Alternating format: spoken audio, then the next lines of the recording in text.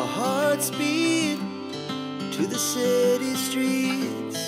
We began to feel the fire. We rise like আসসালামু আলাইকুম everyone, আপনারা সবাই কেমন আছেন? আমি মোহাম্মদ রবিউল করিম, আর আজকে আমি আপনাদেরকে দেখতে নিয়ে যাব আকিলপুর সমুদ্র সৈকত, এবং এটি অবস্থিত ছোট কুমিরা। তো ফার্স্টে আমি আমার বাসা থেকে ভাটিয়ারি থেকে একটি সিএনজি নিয়ে চলে আসলাম ছোট Kumira.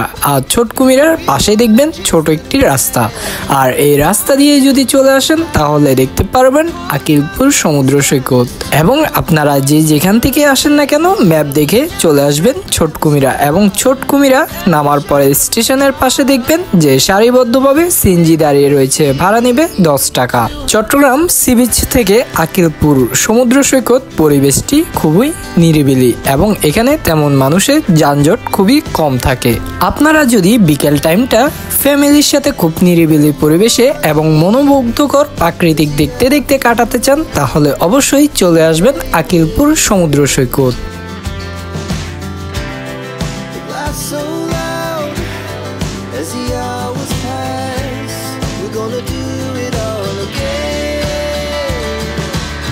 We wanna chase the Akilpur সমুদ্র সৈকতের পাশাপাশি আপনার চোখে যেটি পড়বে সেটি হচ্ছে বেশ কয়েকটি বসার মতো চেয়ার রয়েছে এবং অনেকগুলা দোলনা রয়েছে সমুদ্র সৈকতের পাশে।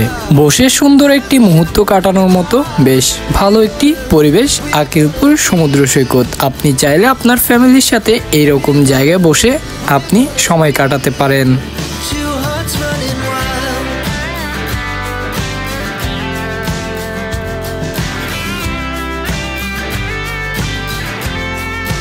সমুদ্রে খুব কেয়ারফুলি ভাবে নামতে হবে, কারণ এখানের পাথরগুলি খুবই পিছল এবং খুব ধারালো।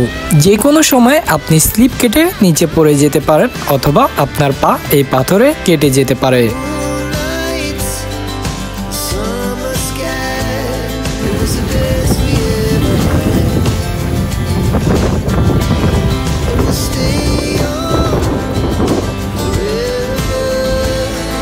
We'll never have regrets. We wanna chase the night.